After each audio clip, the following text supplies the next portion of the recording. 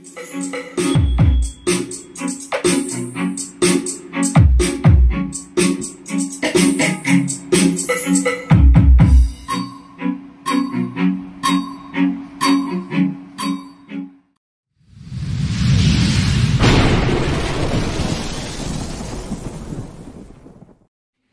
mga lods, good evening.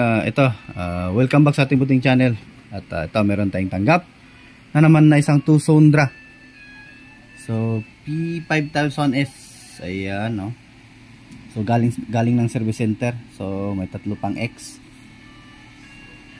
Grabe yung ano niya, number 16 to 19. Pang ilang stock to dun sa service center. So kinuha na lang ni customer. Problem daw dito, walang audio. So hindi ko na lang i-testing kasi hindi ko alam, baka ginalaw ng ano, no. Or i-open na lang muna natin.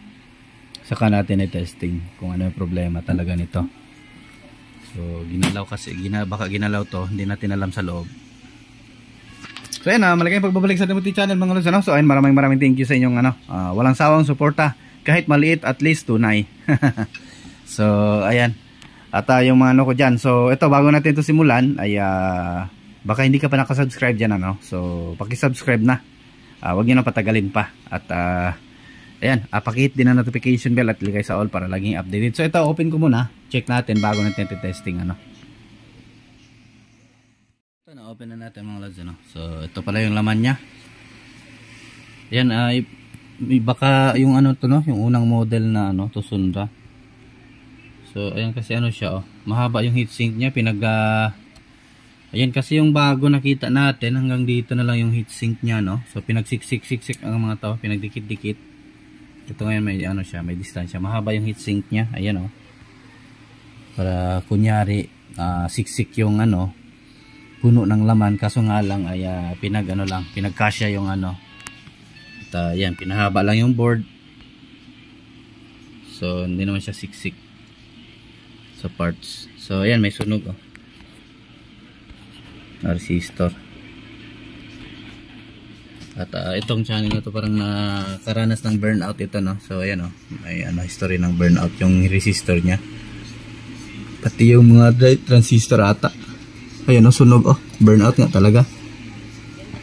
Yun, wala na yung paa. So na burnout ito.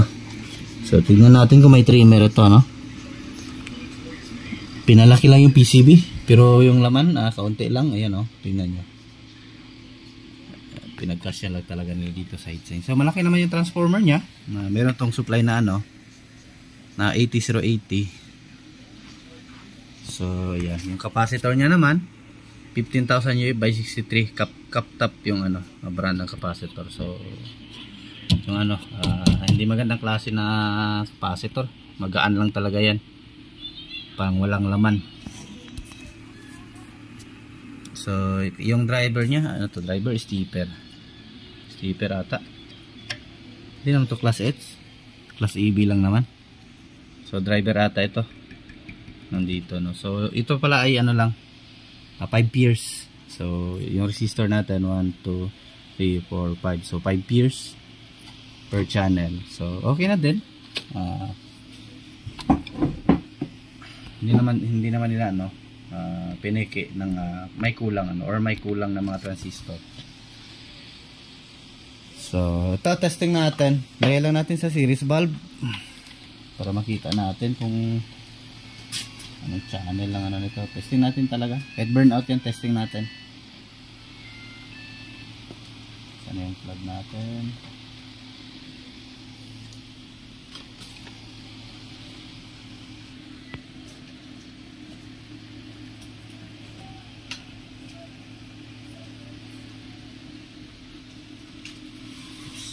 Naipit pala.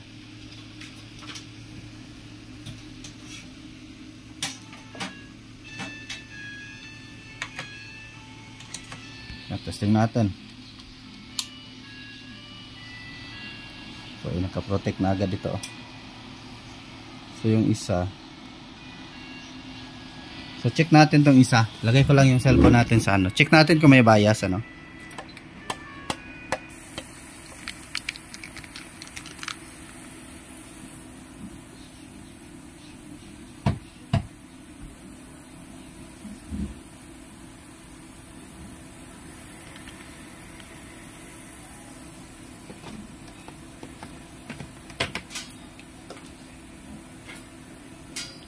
Wala atang fuse to sa kanyang board, ano.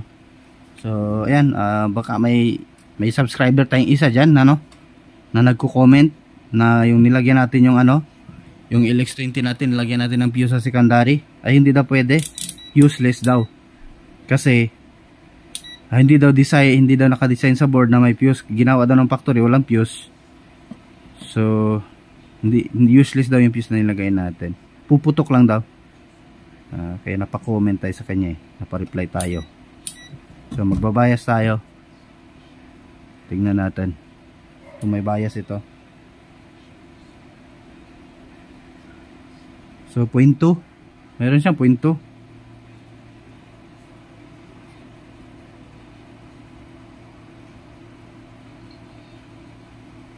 0.2 din. Itong kabila sure ball, wala natin bias, ano. So wala na kasi patay ito na burnout. So ayan, 0.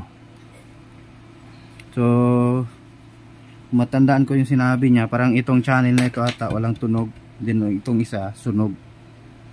So ito ayaw din tumunog. So ito yung ano natin, tingnan natin kung ano yung mga sira, ano. Ito sa kabila, ito yung na burnout. Ito may sunog lang pero walang burnout.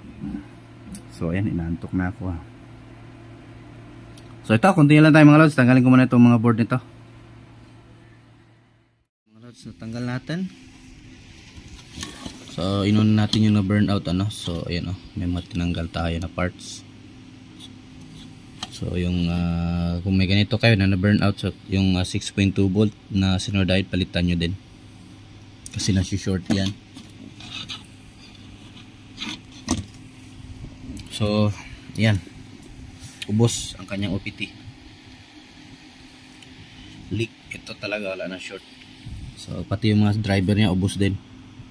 So ito yung problem mga lods, ano, kapag walang fuse yung isang amplifier, so walang internal protection yung kanyang board, ay ayan mangyayari. So ang gagawin natin siguro dito, lalagyan natin to yung secondary, no, kahit 25 ampere.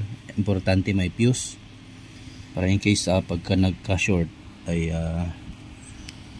hindi agad may matitira pang output transistor. Ito kasi wala direkta, so was out talaga. So yung nagko-comment sa akin dyan na hindi useless yung fuse na ilalagay natin sa secondary, mag-isip-isip ka kung may amplifier ka dyan na ganito, walang fuse, walang internal fuse or internal protection. So uubusin talaga yan ng mga parts mo. So yan, walang natira, ubos. So ayan, papakita ko sa inyo tester para maniwala kayo na ubos talaga yan. Kaya nagbibiro dyan. So ito, C5200, ano, yan, o. So dapat walang reading pag ganito kasi ito yung ano, yan, o. Oops. Dito tayo sa yan, o. Yan, may reading, diba? So yung sa base natin yung positive probe, yan. So pumapalo. So i-reverse natin. Negative probe na naman sa base at sa collector. Sa emitter ay positive probe. So ayan, may reading. So dapat sa pag-check ng transistor mga lods, para hindi na kayo direkta na kayong ano. So ito katulad nito. Ang collector nito is positive, C5200. So direkta na kayo ganyan. Yung base nyo, it means positive yung transistor, positive yun din yung base. So dapat pag iganyan natin, walang reading yung ating, ayan, ito, lahat meron yan. Dapat wala yung reading, ano, kasi baliktad, kasi nga positive transistor siya. Although wala siyang reading dito sa pagdating sa dulo, sa base to emitter, pag sa collector naman meron. So may leak yung collector nya. So ayan, ito din, ano, may leak yung collector. Wala na, so wala na tayong magawa dyan, ubos talaga lahat.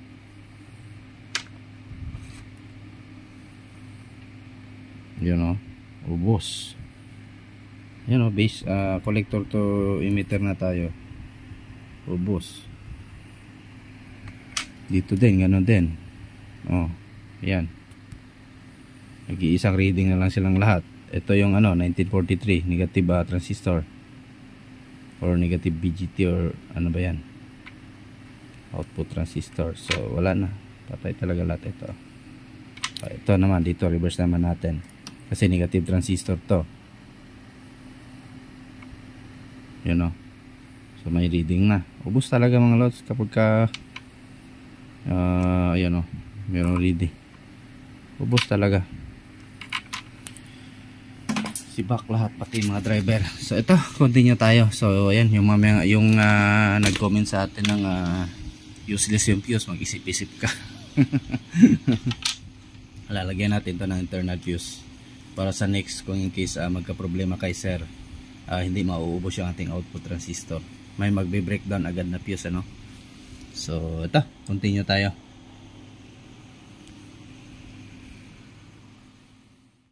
Natapos na natin taniman at yung sa dito yung ni-repair natin yung na burnout. So ayan, palitan na natin yung dito. So pati na jumper na din natin dito yung naputol na line nung pagkasunog, ano. So yun, yung line na yan ang nasunog yan eh. Yan. So jumper natin. And then ugaliin yung i-check muna yung ating mga resistor, ano, kapag ka na burnoutan kayo ng mga output transistor. Ugaliin yung i-check itong mga to. So hindi naman po yan nasusunog. Tingnan nyo, walang sunog pero wala na yung contact. At itong itong base na resistor, so yung dito malaki yung pinalit ko kasi walang available na 1 watts 2 watts yung meron tayo. So ayan, pakita ko sa inyo kahit hindi yan sunog. Tester natin.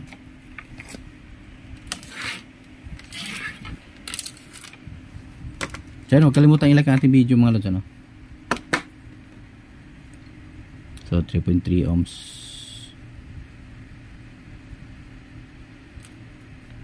Ang hirap pa. So yun, walang reading. Ayun, walang reading. Pero yan dito, itong mga to. So yun, meron o. So meron. So ito namang tatlong resistor na ito. Itong malaki yung 5 watts. So nasama sa pagka burnout, ano.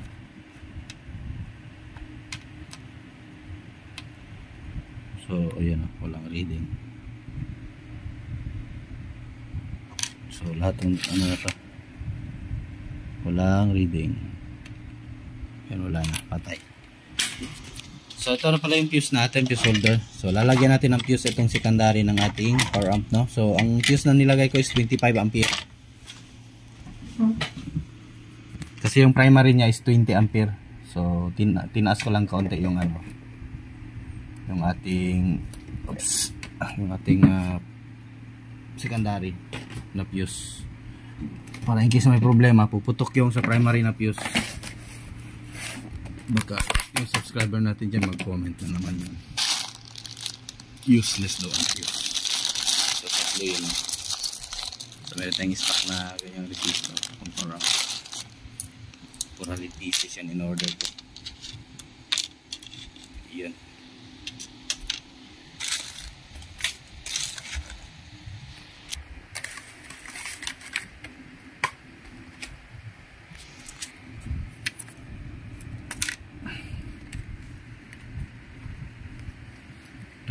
.25 ohms, joules yung J, no, joules. So yun, meron. So yan, taniman natin, then taniman na natin ng output transistor, then go tayo sa isang channel. Check din natin yan yung mga nasunog dyan. So ito mga lods, update tayo at ito, tapos na natin taniman kagabi. So may salpak na natin to ngayon. So yan yung ganyan karami yung nasira. So ayan, natapos na natin siyang palitan lahat. Yung mga driver. Ayan.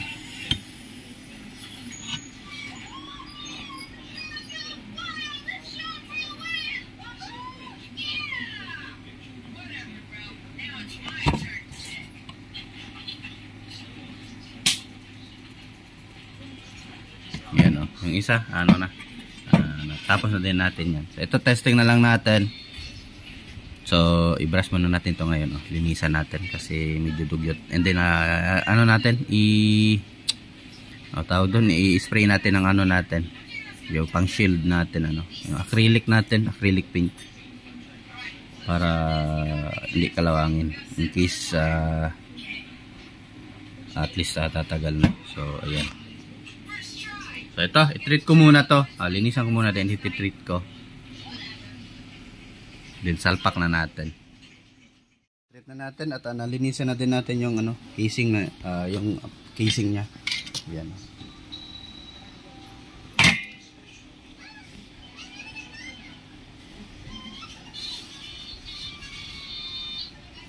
So, ito, ready to test na to.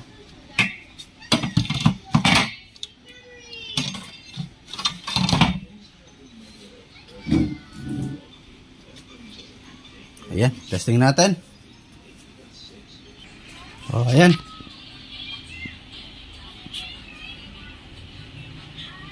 Plug na natin. So ito, na-plug na natin. So power natin. Tingnan natin kung, kasi ito yung una kumukurap-kurap ito. Yun sabay na sabay.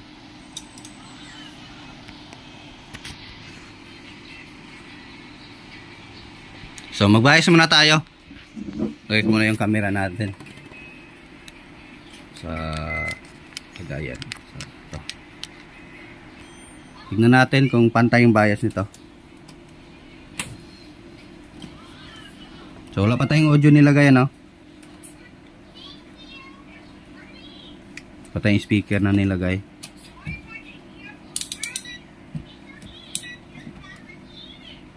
Ganyan.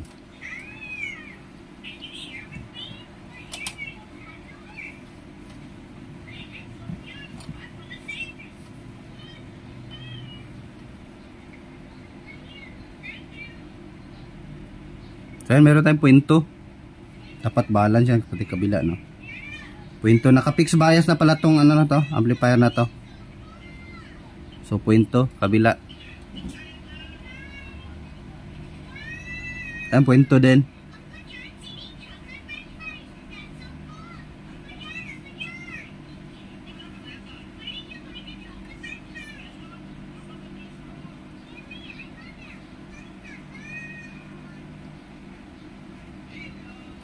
Puwento.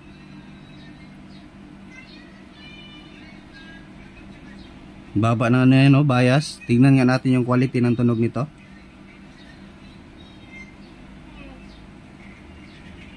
Yan, puwento. Balance naman silang dalawa.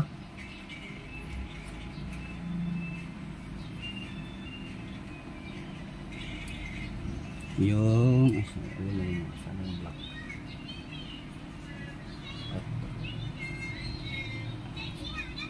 yung DCO nya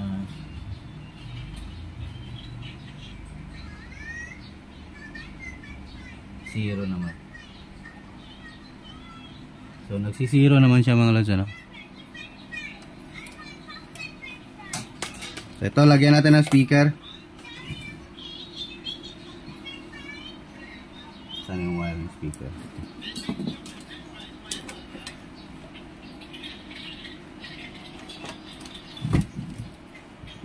Kung baka nagustuhan yung video natin mga lods, huwag kalimutan i-like.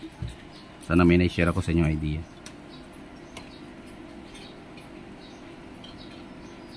So yung positive dito.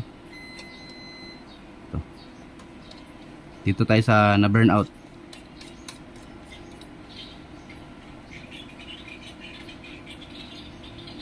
Wala na, di na maikot yung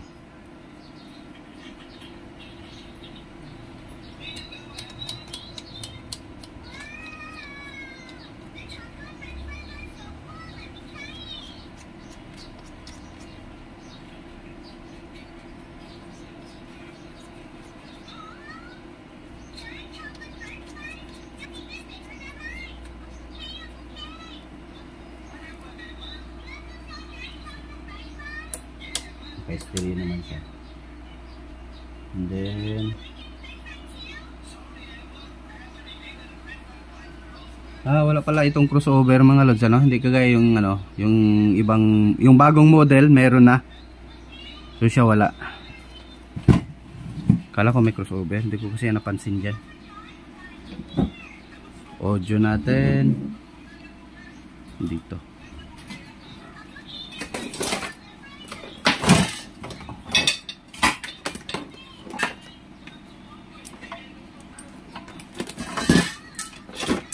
Mga wire natin kalat.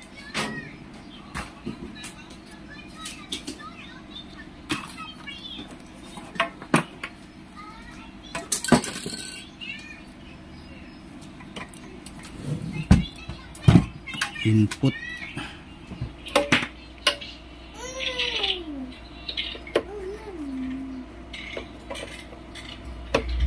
Yun, may humming na agad. Naka-open ata volume nito. Naka-open pala. Kasagad. Tapos yun na. Ang ating audio source.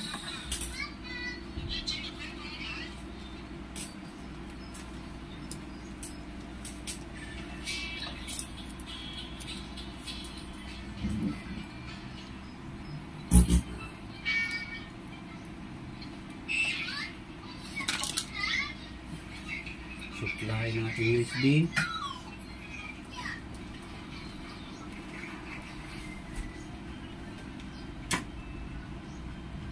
Ayun. And then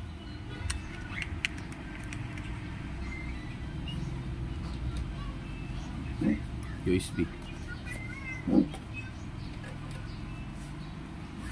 Volume. Yun o. Okay na agad. Yan yung channel na burnout, ano?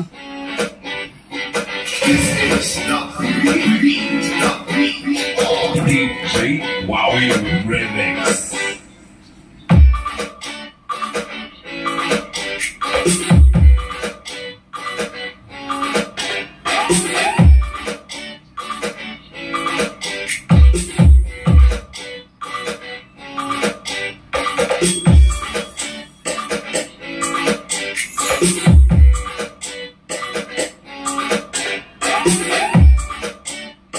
Okay naman yung bias niya.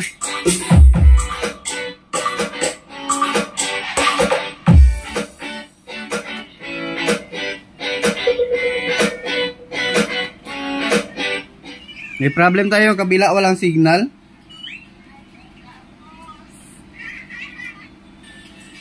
So walang signal yung kabila. So yun, post natin, pakita ko sa inyo. Naka-stereo naman tayo doon sa likod. Pero ito walang signal. Yan, okay, ito isa agad, wala. Itong isa. Yan, oh. May problem ata to sa switch. Oh, tingnan mo, nagkaka-signal siya, oh.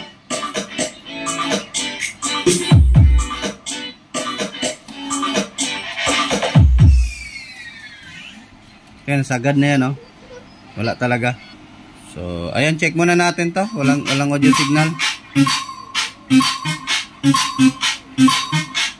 DJ Wowie Remix.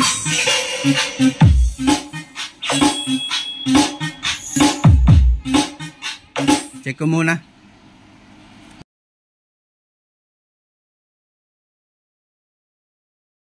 Grabing dumi na nung ano, oh. Nung switch.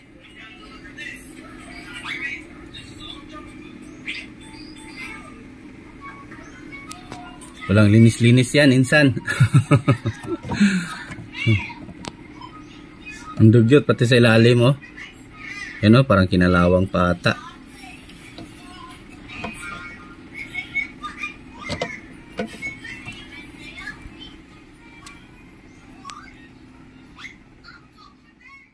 Linis na natin. Hindi ko na naipakita kanina. So, gamit lang yung thinner at saka naglagay tayo ng konting oil, no? Oil. Ito, oil na to. Konti lang. Huwag marami kasi babaha yan dyan sa likod. Then sabay linis din ulit. Yung pagkalagay natin ng oil, ganyan natin. Then lagay ulit ng lacquer thinner para matanggal yung oil, yung mga existing na oil, ano. So, ayan.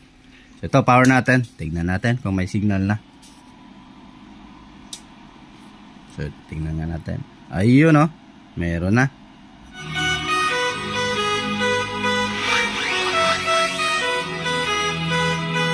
Diba? DJ Wowie Remix.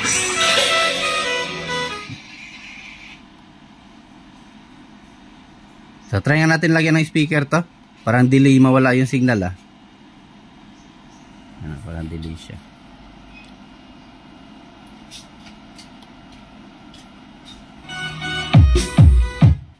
Testing natin. Lipat natin yung speaker. Isang speaker lang sa tayo meron. So, ayun, nalipat na natin yung speaker. Ayun, okay naman pala. Mix natin, may copyright. Delikado tayo.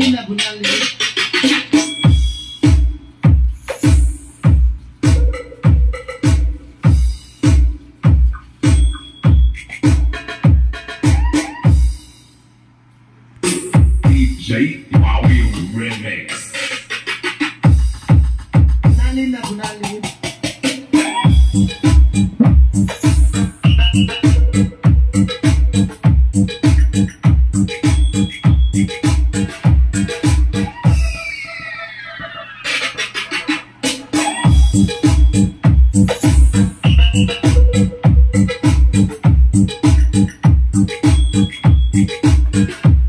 Ayan, danagad. At hindi na tayo pinahirapan.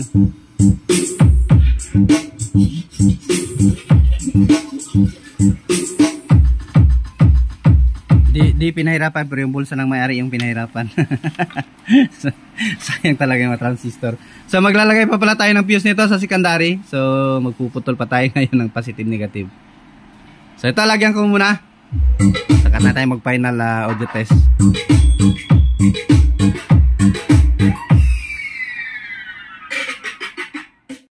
At ito yung pinutol natin. Ayan, makikita nyo yung power, yung supply ng ating board.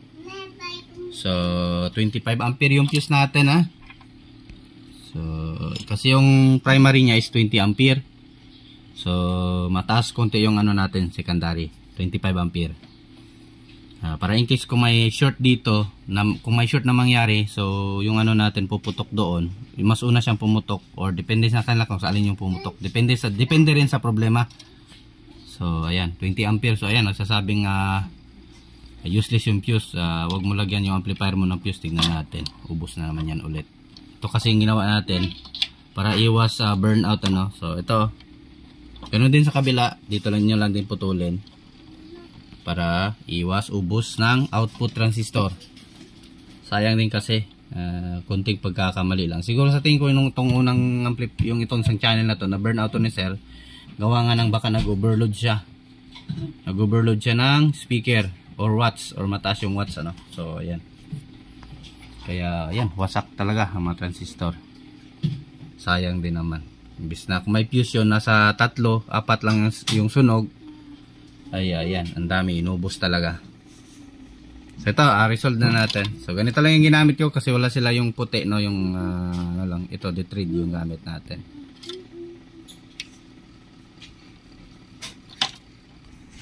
So ayan, tapos na natin lagyan. Ayan,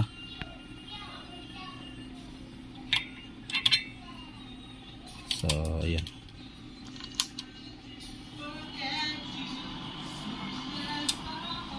Ayan.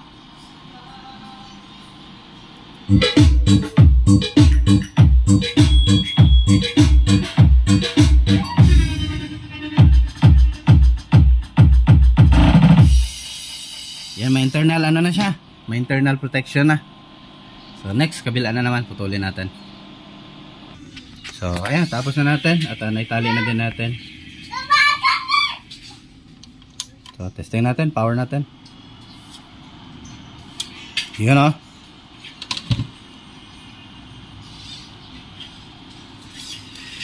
napos pala natin.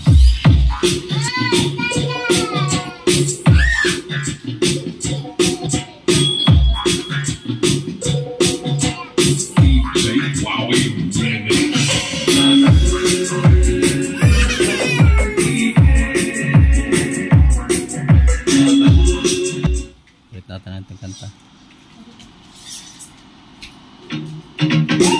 This is Big Daddy Disco Mobile of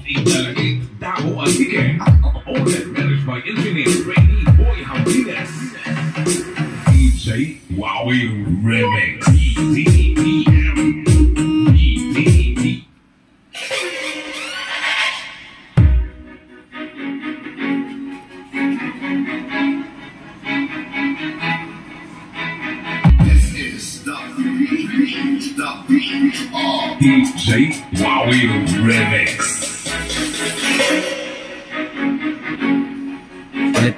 Palitan natin, may copyright. Lalo na yan.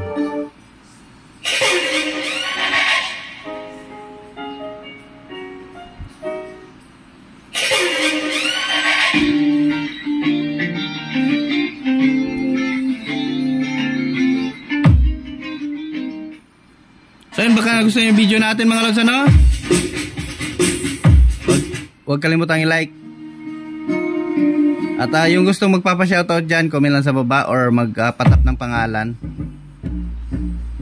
So ayan, success yung repair natin. May internal fuse na tayo at internal protection.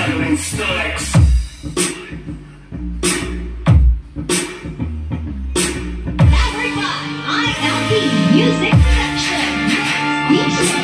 Ako'y tahimik lang sa umpisa, kahit di mo ko pilitin. Malasimo lang ako ang kasama, kahit di mo ko akitin. Meron ka bang lemon o tequila? Tapos tumagsak, siksikin mo aking dila. Huwag mo subukan bukit ang isusubo. Sige, ligan mo na ito. Kapangit ng kantang yan.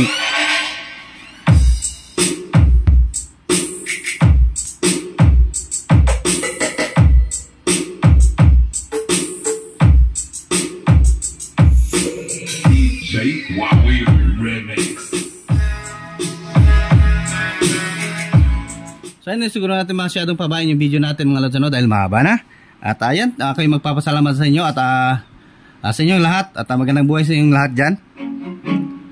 At thank you sa walang sawang suporta. So thanks for watching mga lods. At magandang buhay sa inyong lahat dyan.